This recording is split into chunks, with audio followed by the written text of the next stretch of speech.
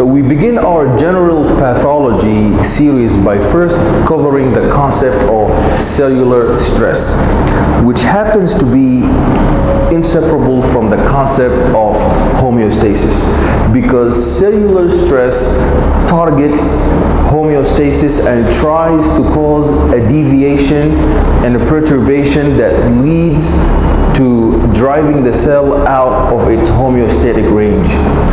And homeostasis is maintained by the cellular adaptive mechanisms consisting of many diverse biochemical pathways that work in unison to ward off and resist and cope against this attempt to cause cellular stress.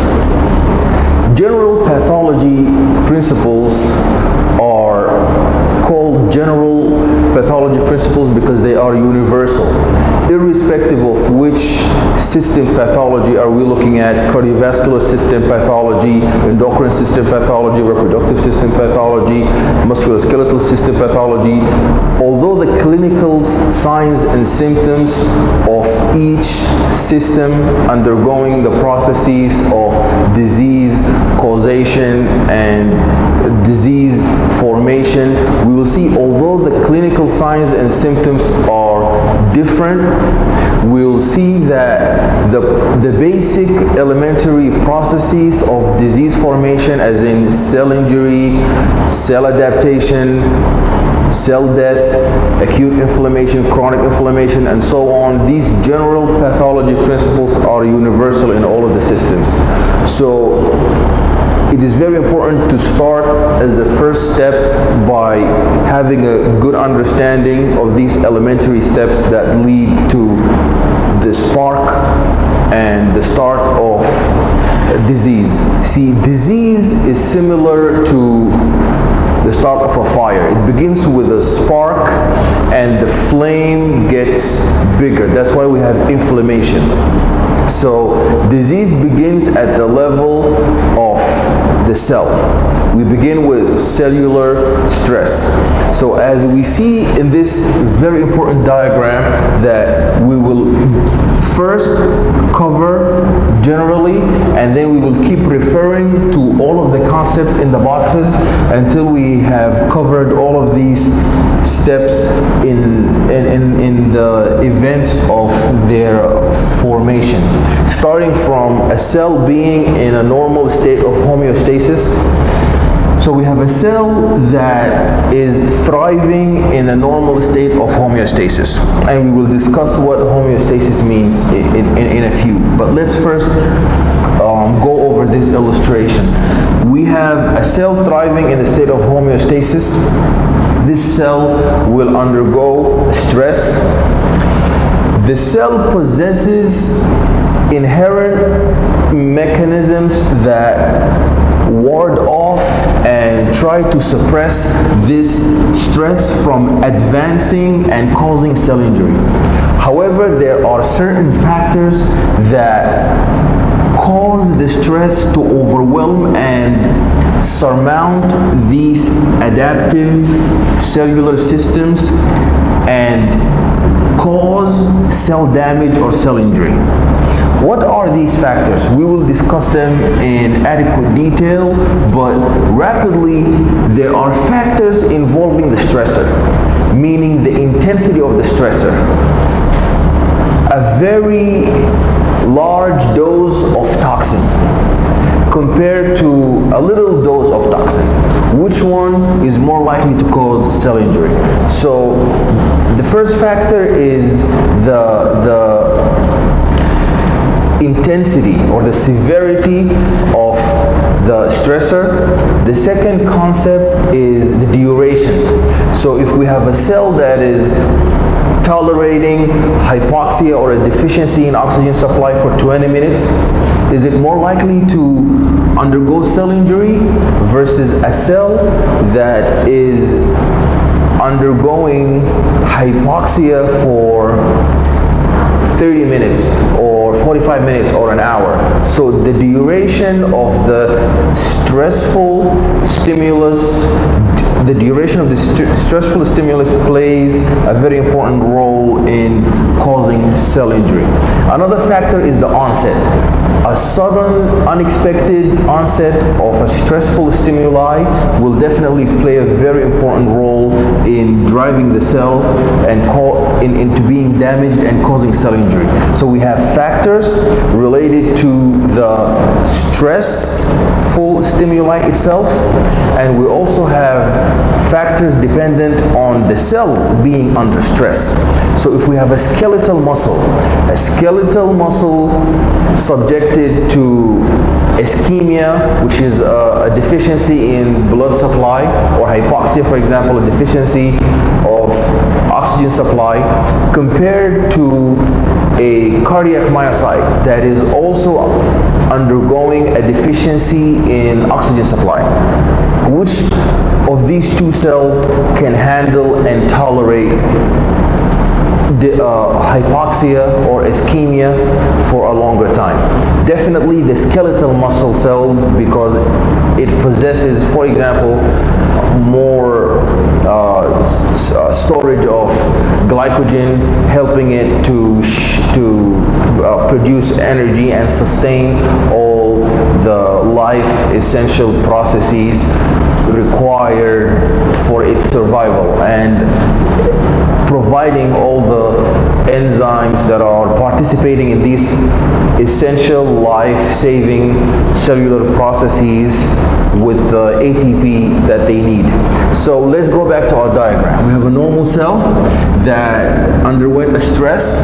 Normally, the cell's adaptive mechanisms will ward off and overcome and cope and adapt with this stress. However, there are certain factors that lead to the stressful stimuli winning this battle and causing cell injury. Once cell injury has been caused, the cell does not give up. The cell continues to try to come up with all the possible mechanisms to revert.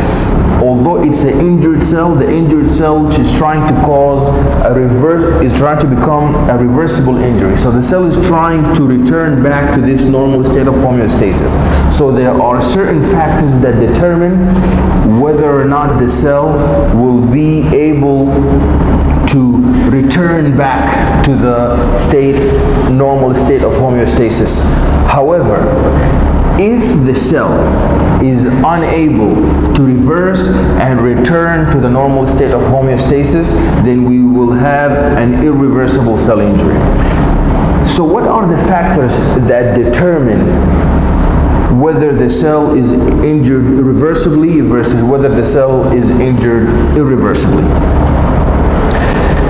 The factors that determine if the cell is injured reversibly are mainly centered around the withdrawal of the stressful stimuli. So if this stressful stimuli has been withdrawn, then the cell can return to the normal state of homeostasis. However, if the stressful stimuli persists, then the cell will pass the nebulous point of no return. The nebulous point of no return indicates that the cell has been damaged and injured, damaged beyond salvage. The cell has been injured beyond repair. So now the cell must die. So if you see this diagram, I have the color red indicating a negative event and the color green, for example, indicating a positive event. So if the cell adapts to the stress that is being subjected to the cell, then the cell will return back into the state of homeostasis. However, if the cell is harmed due to these these the many factors that we discussed, then the cell will be injured. And if the cell is injured, there is still another hope. So this is the first pathway leading to the cell being able to return to the state of the promised land, the state where the cell functions at optimal capacity. And we will discuss homeostasis in a few. But for now, we must understand that adaptations are the first pathway that leads the cell back to the normal state of homeostasis. If there's cell injury, compensatory adaptations go on as a second attempt to return this cell injury back to the state of normal homeostasis, of the normal cell in the state of homeostasis by causing a reversible injury. So if the cell must be injured, then it is to be injured reversibly and return to the state of homeostasis. However, there are factors that cause the cell to be damaged irreversibly and pass, like I said, the point, the nebulous point of no return, the point of damage beyond salvage, and we will discuss that point in a little while. But it's very important to understand that irreversible injury immediately leads to cell death. So now the cell must die. If the cell must die, we have two kinds of death. We have, if we can call it a positive death, in the sense where the cellular structural integrity is preserved and the cell dies in a programmed manner, where there are specialized enzymes that induce programmed cell death.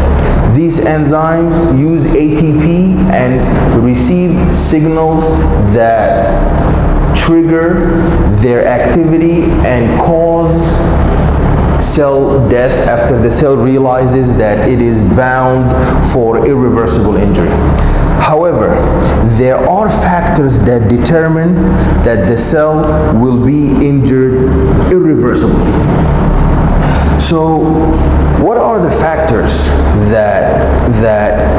but we will, let's first cover our diagram. So if the cell is now injured irreversibly, it will die, and if the cell dies by apoptosis, it will be properly disposed of in the body, and we will return back to a normal state of homeostasis, and through signal transduction, the tissue will be able to proliferate and create new cells. So that's a positive event. So that's the third positive event leading to homeostasis. The first event was an adaptation able to overcome, cope with, and resist homeostasis. Another event is reversing a cell injury by into a reversible cell injury and going back to normal homeostasis. So that is the second healthy and a positive pathway. The third pathway is if the cell is to die, then it's better for the cell to die programmed or normal cell death. So programmed cell death or apoptosis, and we will discuss that.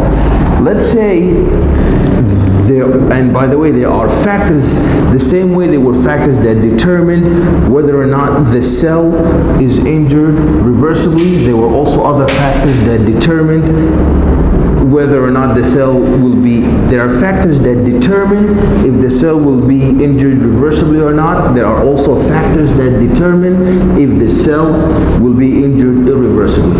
And we will discuss these factors. If the cell is injured irreversibly, then the cell must die. And if the cell must die, then it is a positive event for the cell to die through apoptosis. And there are also factors that determine apoptotic cell death. And if these factors are not there, then there are other factors that determine the cell will die via necrosis, which is a very destructive and a disastrous way where the cell will die and cause an inflammation, which is a bodily response that is very robust and tries to protect the tissue from undergoing more damage, but it involves many leukocytes and neutrophils and many proteins that cause damage. And this is the stage where we go to doctors and where we get our medication.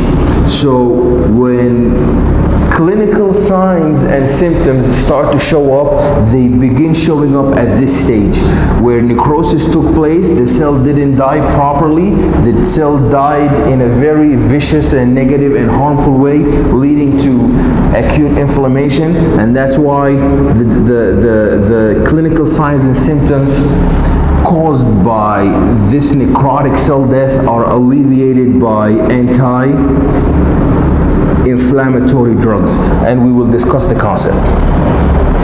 If the acute inflammation is remedied in time, there will be repair and we will return back to the state of homeostasis and we will be able to achieve balance. But if the stimulus is progressive and very severe, then we will move on from acute inflammation to chronic inflammation. And following chronic inflammation, the only way to repair is by fibrosis, and this is a very negative way of repair that deprives the cell from very important capabilities that it used to enjoy before the injury, that it will not be able to regenerate and resume the function as it used to before. So this illustration is very important. We will discuss all of these concepts in adequate detail, but we must have this illustration in mind. We must understand very rapidly the cell was in a state of homeostasis. It became the subject of stress. If this cellular adaptive capabilities were able to restore the cell back to homeostasis, then that is the intended goal. Otherwise, the cell will advance and into the state of cell injury or cell damage. The cell does not give up and will continue to try the cell will continue to try and fight against cellular injury and tries to reverse that cell injury and return back to homeostasis. The cell will succeed under particular factors that we will discuss next. So what factors lead to reversible cell injury? Well, we discussed that stress is caused by stressors. Stressors can originate either from the inside of the cell or they can originate from the outside of the cell. An example of a stressor that originates from the inside of the cell, for example, is a misfolded protein. See, these misfolded proteins, if they accumulate in the cell, they will induce death by apoptosis. So now the cell is injured beyond repair due to the accumulation of these misfolded proteins, leading to many diseases known as neurodegenerative diseases like Huntington disease and Alzheimer's disease. So what's our point here? The point here is we had a stressor known as the misfolded protein. These many proteins, these misfolded proteins that weren't able to be folded properly. Not only weren't they able to be folded properly, but they also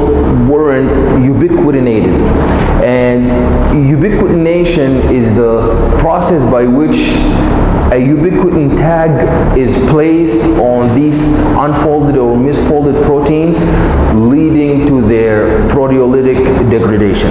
So if these processes fail due to many reasons, such as cell aging, for example, or another reason such as a genetic defect causing a impairment in the cellular machinery responsible for the folding of these proteins, known as chaperone proteins.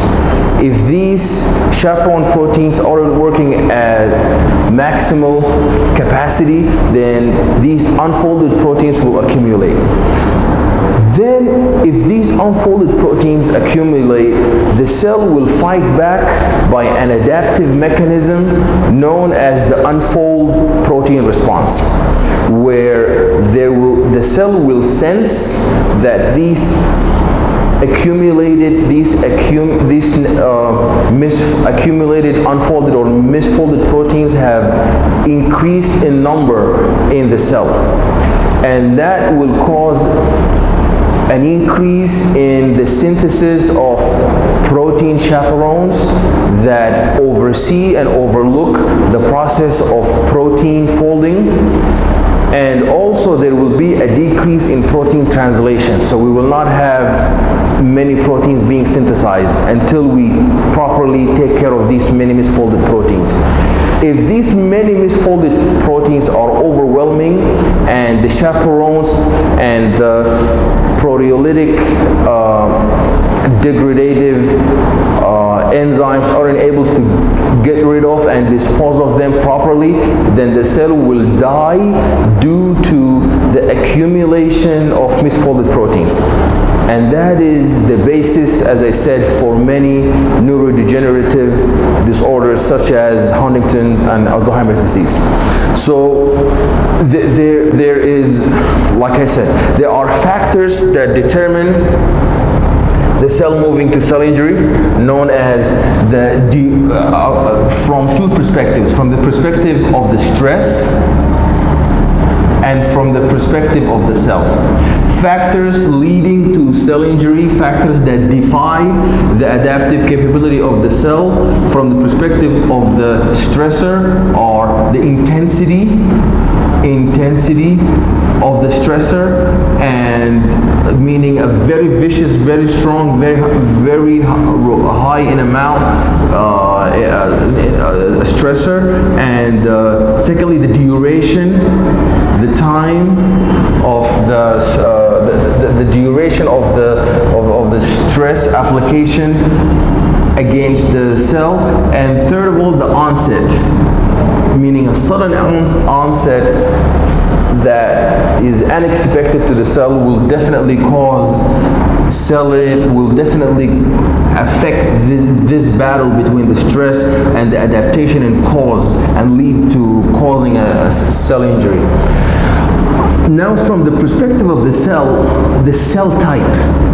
So the cell type is the first factor that determines if the cell will ward off and resist against this stressor. So there are cells in their makeup, such as a hepatic cell in the liver or a skeletal muscle cell. These are cells that naturally have a very large glycogen storage. So compared to a brain cell, a neuron that does not have that much of glycogen storage. So during a state of oxygen deficiency, the hepatic cell that is rich in glycogen, and also the skeletal muscle cell that is rich in oxygen will shift, that is rich in glycogen, the hepatic cell rich in glycogen storage and skeletal muscle cell rich in glycogen storage will be able to shift their ATP generating mechanism from aerobic oxidative phosphorylation, aerobic respiration to anaerobic respiration, where they use glycogen to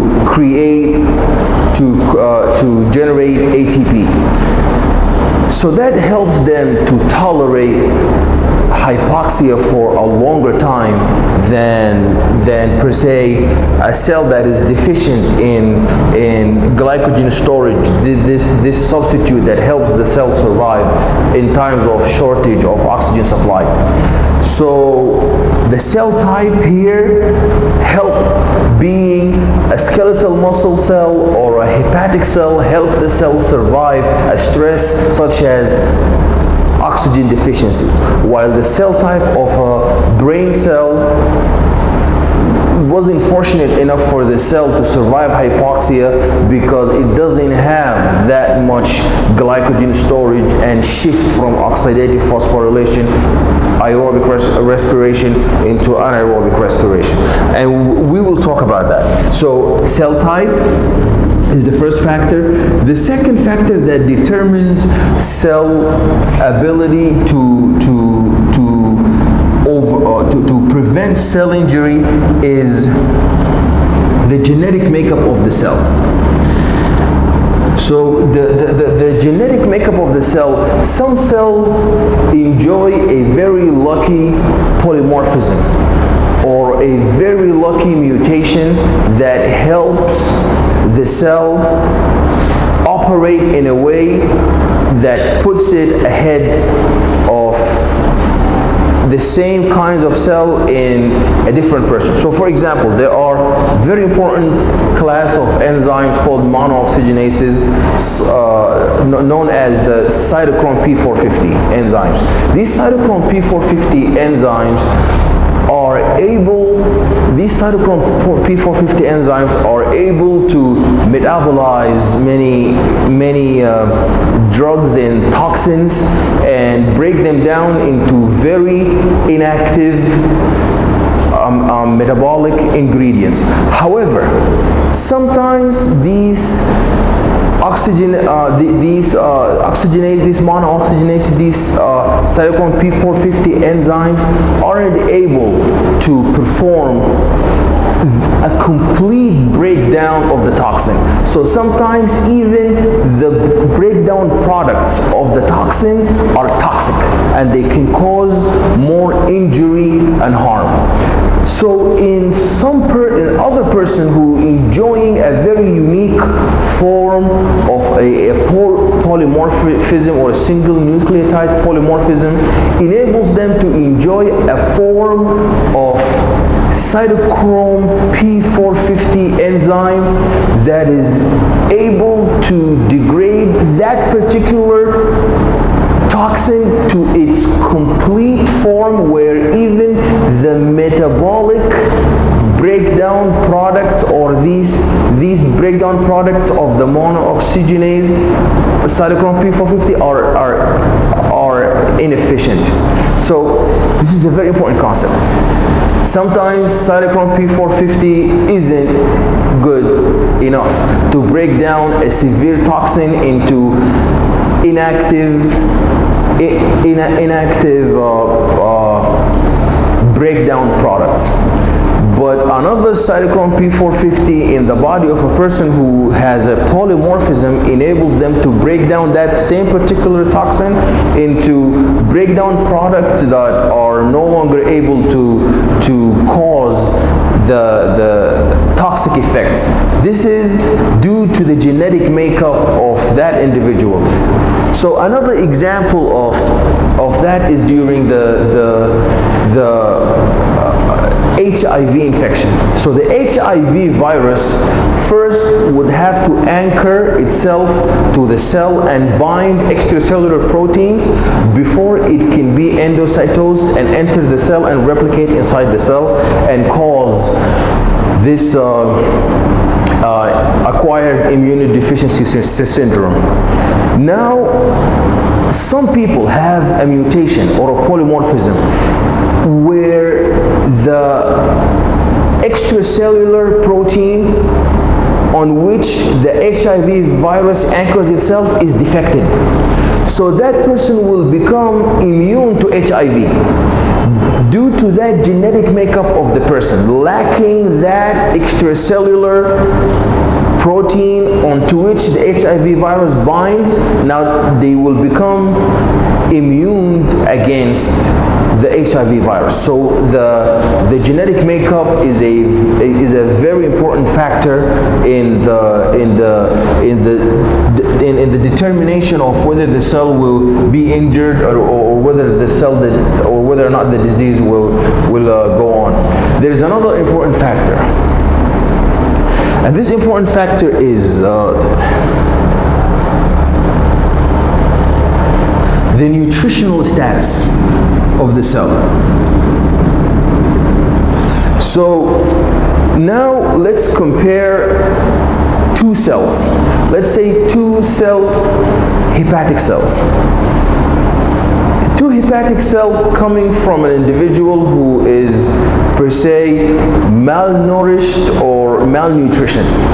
Someone who doesn't have the proper nutrients and macromolecules like fats that could be broken down to fatty acids and proteins broken down to the necessary amino acids, or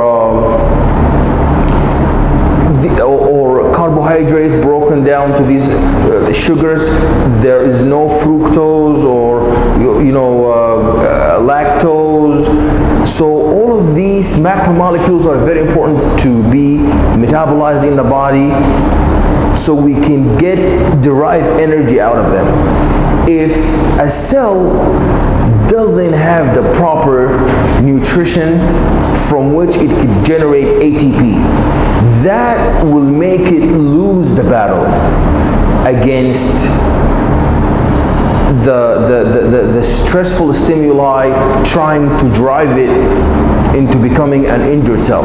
So the nutritional status of the cell and the storage status of the cell is like I said. I gave an example of a muscle and a hepatic cell containing glycogen storage and being in a nutritional advantage more than a brain cell who is in the lesser side of the spectrum when it comes to glycogen storage, and that puts it in a weaker position when it comes to fighting back against a cellular stress. So moving on to what are the factors that cause reversible cell injury. Okay, we must understand that the cell will survive as long as it has the adequate required amount of ATP for all of its enzymes. These enzymes catalyze essential life-saving, life-required processes like replication, signal transduction, including apoptosis. So in order for the cell to die in a programmed manner, it needs ATP, so the pro-apoptotic enzymes are able to carry out the process of programmed cell death.